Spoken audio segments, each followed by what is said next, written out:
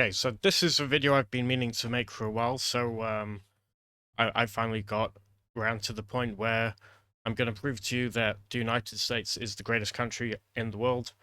Um, so, uh, can you think of any ideas? Like, can you think of anything that I might be thinking?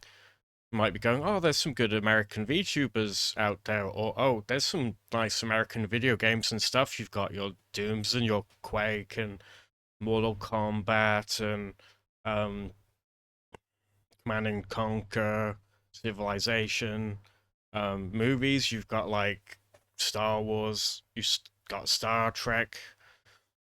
Um, music. You've got like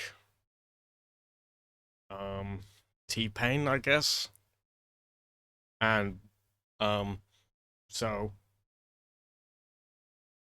yeah. So there's all that American media that you probably love. And you go, oh yeah, American media is like the best. That must be why. That must be why this person likes America so much. Because it's like Pax Americana, everybody listens and watches Hollywood movies and stuff. And Cape. Oh, Marvel. Yeah, everybody watches Marvel movies and stuff. Yay. But, um, so, but yeah, so do a drum roll first. I'm not doing one, but you can do one if you want. Okay. And then I'm gonna prove to you in about 2 seconds that America is the greatest country in the world. So, uh, 5, 4, 3, 2, 1, go. There we are. That's it.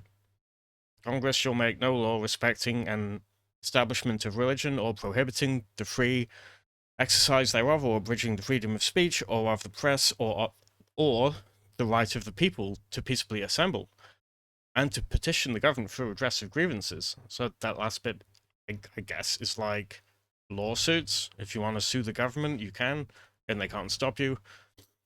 They can't stop you talking about stuff. They can't stop you associating with, well, assembling.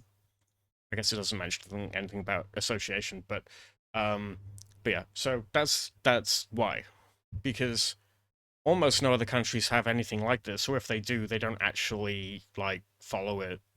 Like America is, and maybe Japan to a lesser degree.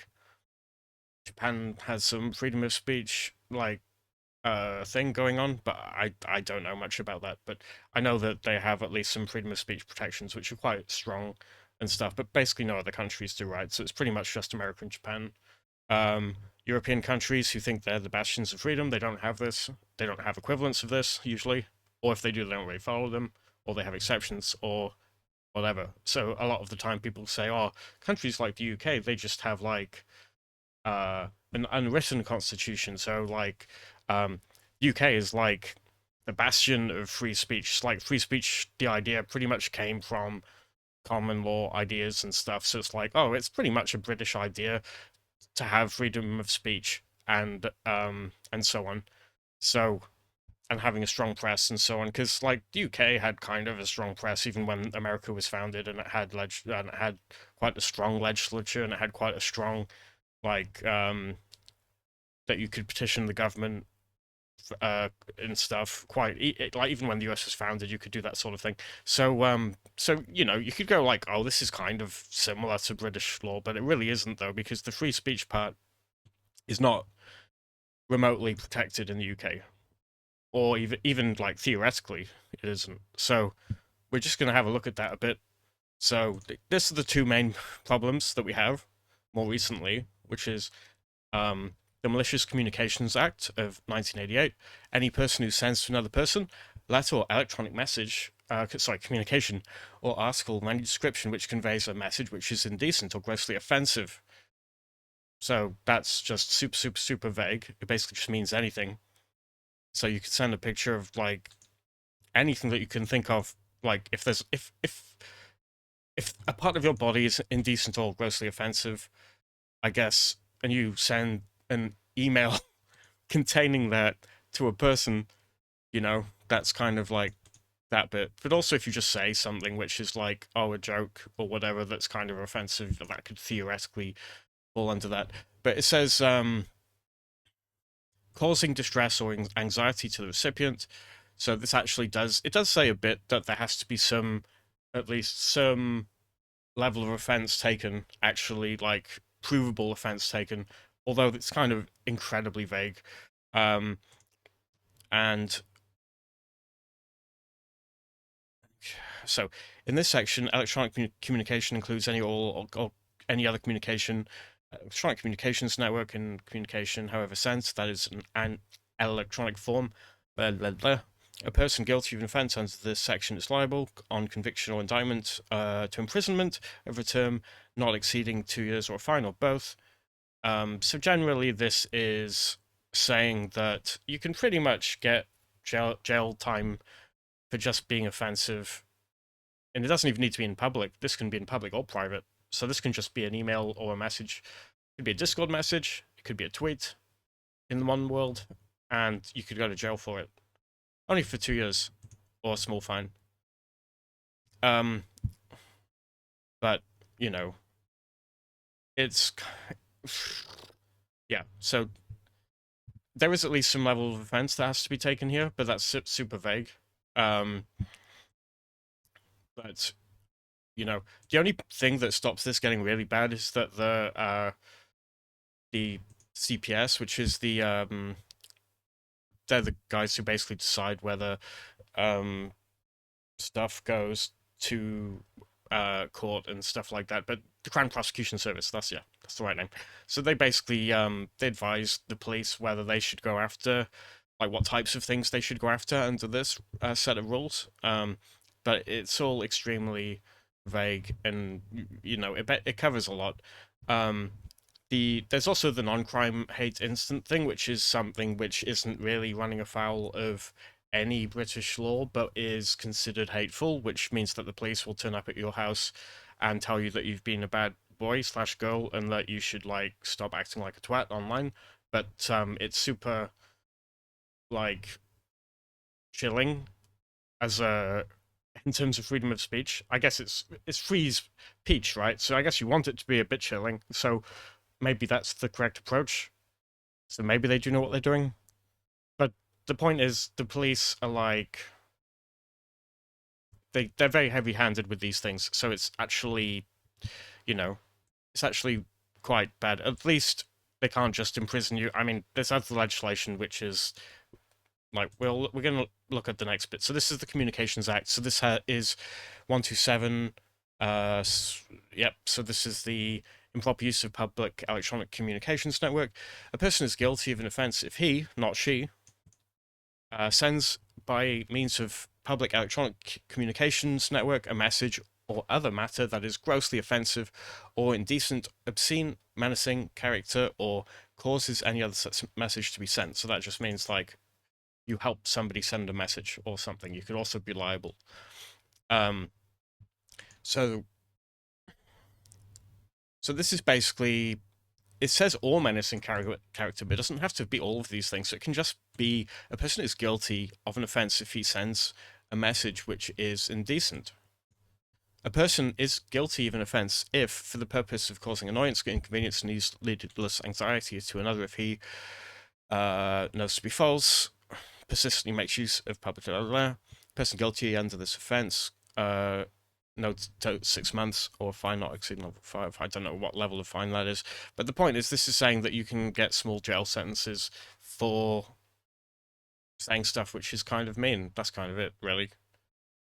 And this, again, there's guidance around this with the Crown Prosecution Service, basically saying, like, oh, you shouldn't be using, like, you shouldn't be overusing this.